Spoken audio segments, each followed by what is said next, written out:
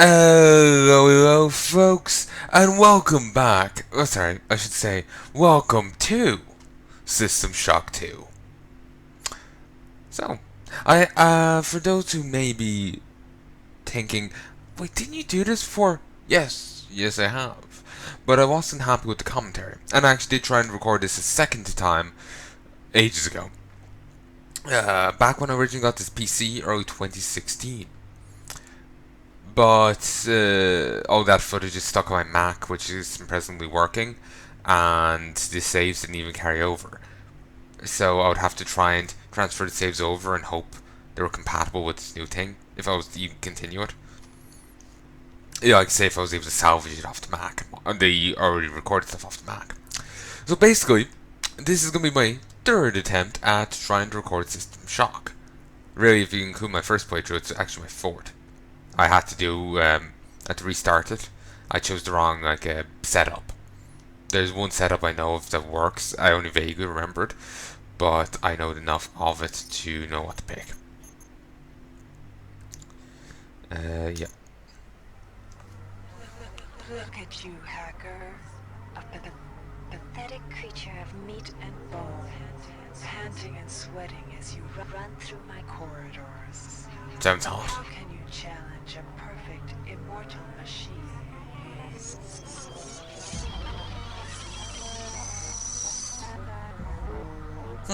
I've been... Wait. I've been saying it wrong all along. It's Shock. System Shock 2. It's James Bond's cousin. In 2072, a rogue artificial intelligence known as Shodan lost her mind. In her limitless imagination, Shodan saw herself as a goddess, destined to inherit the earth. That image was snuffed out by the hacker who created her.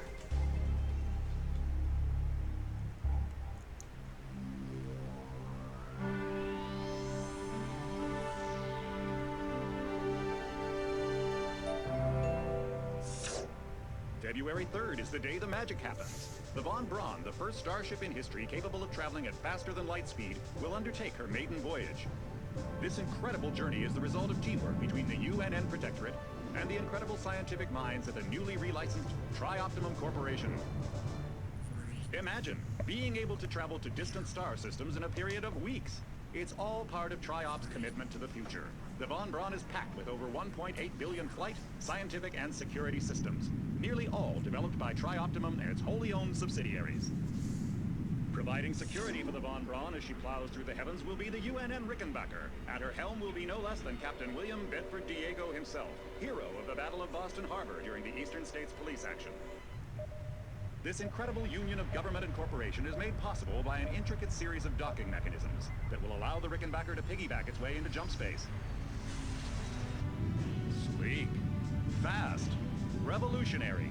Who knows what wonders await our crews in the bosom of the cosmos? All we do know is that it's a great day for mankind.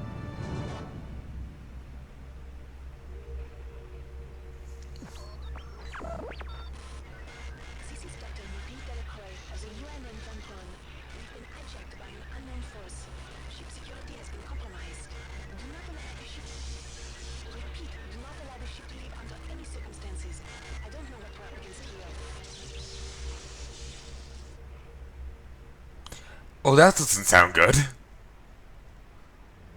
And gonna be honest with you, I don't think I think that audio clip takes place actually later on than that. UNN recruitment facility. Please watch your step when leaving the train. The grav shafts at the end of the hall will take you to the street-level training and recruitment center. Please proceed to the grav shafts. Ignoring the voice for a moment, but what I was just basically saying was didn't happen at the same time as that bit of talking did. It took place at another time. Yeah. It says 4 years earlier there, but somehow I doubt the main plot of System Shock went down as that little thing was being recorded. Somehow I doubt it. Maybe it did, but I never got that image. So yes, this is System Shock 2. It's not exactly a looker. And I don't think we have a torch. Well, I'm hitting F and it's not cooperating. The controls are also a little wonky in comparison to what I'm used to. If you want to, well, Q and E are lean. Q is lean left, E is lean right. Uh, A turns your camera, D left. D turns your camera right. S crouches. Uh, w is forward. Camera also. You can also manipulate the camera via the mouse. Uh, right click is pick up. Z is move to the left. X is move backwards. C is move to the right. And V resets your vision. R is reload. Step into the grav shafts to proceed to the street level recruitment. There's also a little secret you can find over here. It's only relevant way on in the game, but you get a secret little message, and I never got it before myself, so I want to do it. There we go. Basketball. Also, I just realized I'm actually playing this game in 1080p. Huh. Surprising. When I first tried to switch it over, it said, well, the game doesn't, you know, work in that you know, it doesn't support your graphics options. Then it just cooperated and worked. So hopefully there won't be any borders on the windows of the screen. I am actually just recording my whole screen, so if I say Alt Tab, you're now seeing this Xsplit, and just an endlessly recurring window. So it's one way to make damn sure it's actually recording. And I don't currently have an inventory, so I can't check on the existence of the other thing. Now there is basic training, but I'm not going to go into it because I'm hardcore. For your career, you'll want to learn some basic abilities. First, you should go into the basic training center. When you're done with basic training, proceed to the advanced training area. I don't need it.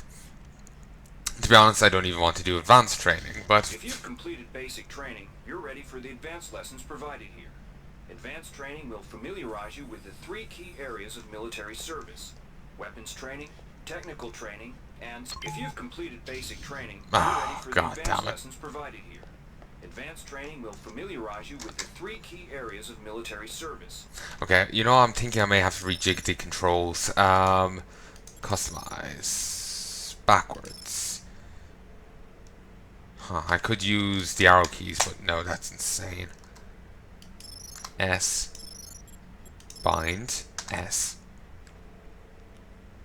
bind, S. Ass. Okay, clear.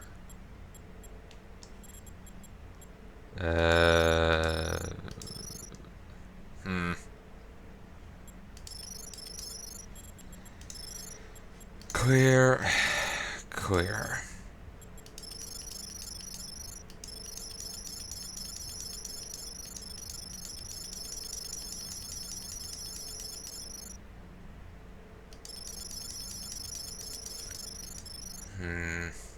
Where the heck is it? I don't know. You're also seeing all the different weapons you can get in the game there.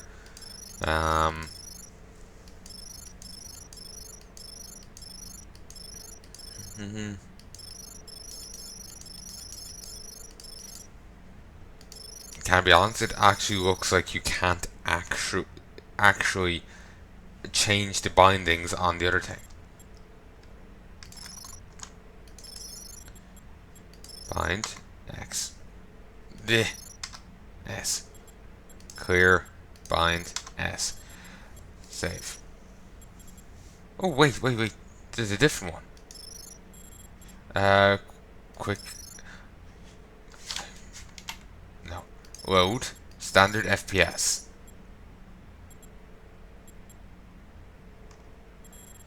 Okay. Let's see. Weapons training, technical training, and psionics training. Approach the Cyberlink booth of your choice to train in that area.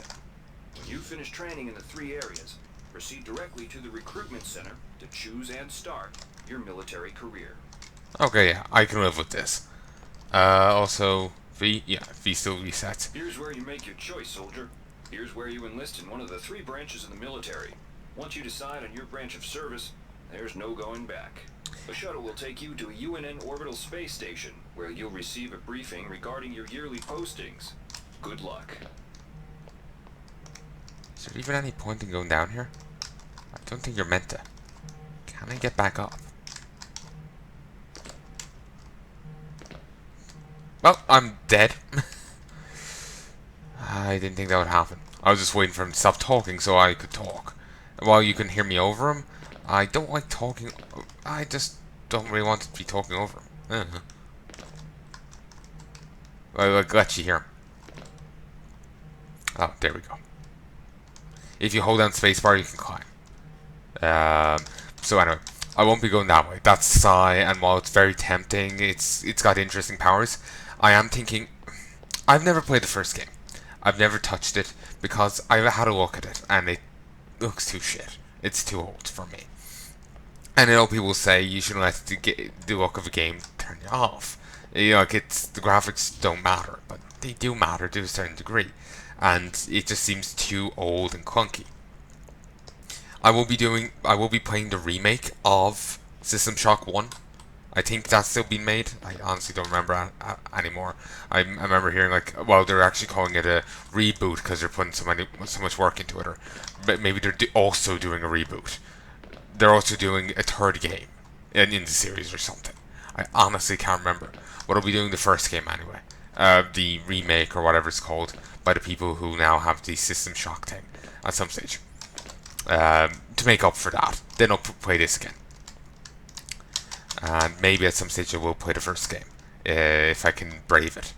Maybe I'll make it handle it how I handle like Path of Exile and whatnot. I'll just come with beer, and it'll be just like, yeah, we're gonna go play System Shock, and I'm gonna get drunk. Basically that kind of thing. So anyway, the reason I'm staying back here is well, you get these voiced. Each of those things are voiced by a different person, and if memory serves, each of that's voiced by the like the side person over there voices the O.S.A. thing, and so on and so forth. So I wish there was a way to know between the Navy and the Marines, because I want the weapon one. I think that's Navy. I'm actually going to save here.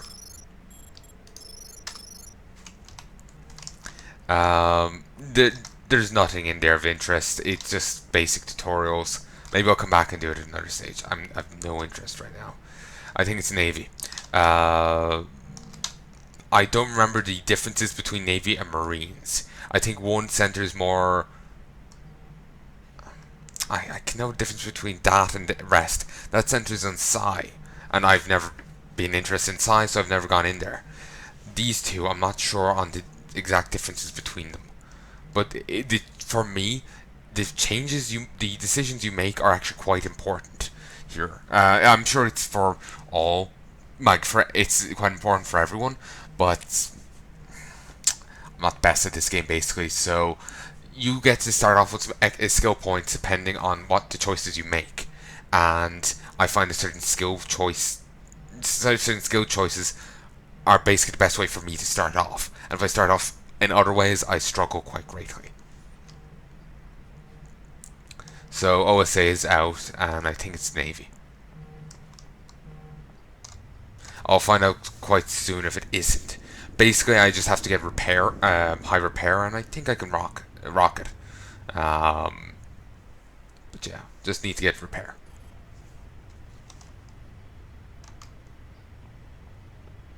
It's so weird seeing the game save thing so small. Might have to alter that.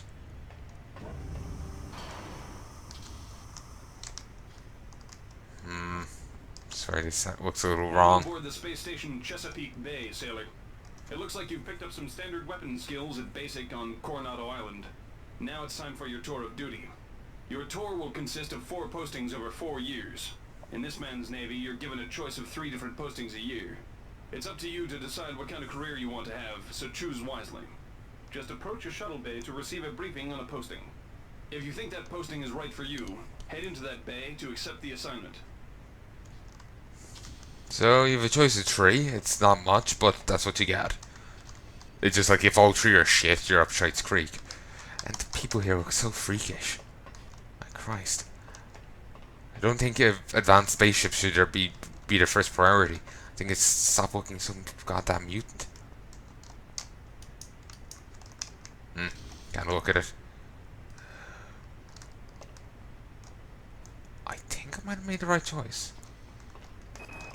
The UNN Lucille is looking for an ops training officer to learn the ship's navigation and data control systems. You'll get your feet wet with the high-tech systems, but also expect some heavy lifting. The UNN Lucille is looking for an engineer's mate to help maintain the ship's core energy systems.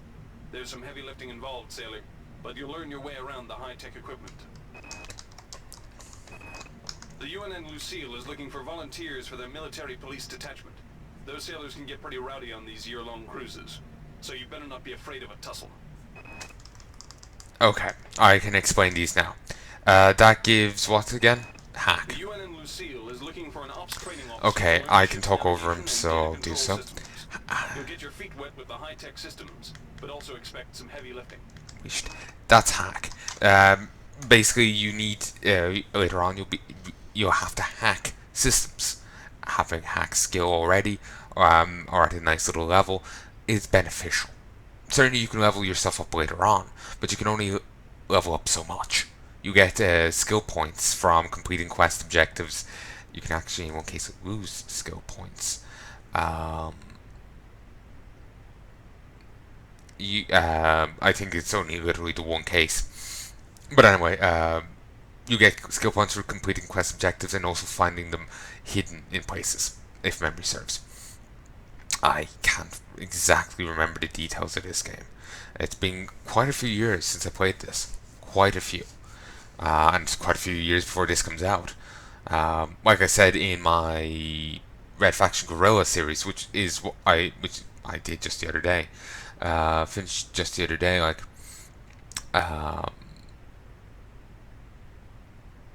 by the time this comes, I'm currently 21, and it is currently the 11th of June 2017. It is nearly 3:30 in the morning on Sunday. And I was actually nearly about not to record. I was just feeling like utter garbage and was going to get some sleep. But I couldn't say no to a little bit of recording. So, what was I going to say? Oh yes, by the time this comes out, it'll be I'll probably be 23. You know, depending on the time of year, I might be older. 24.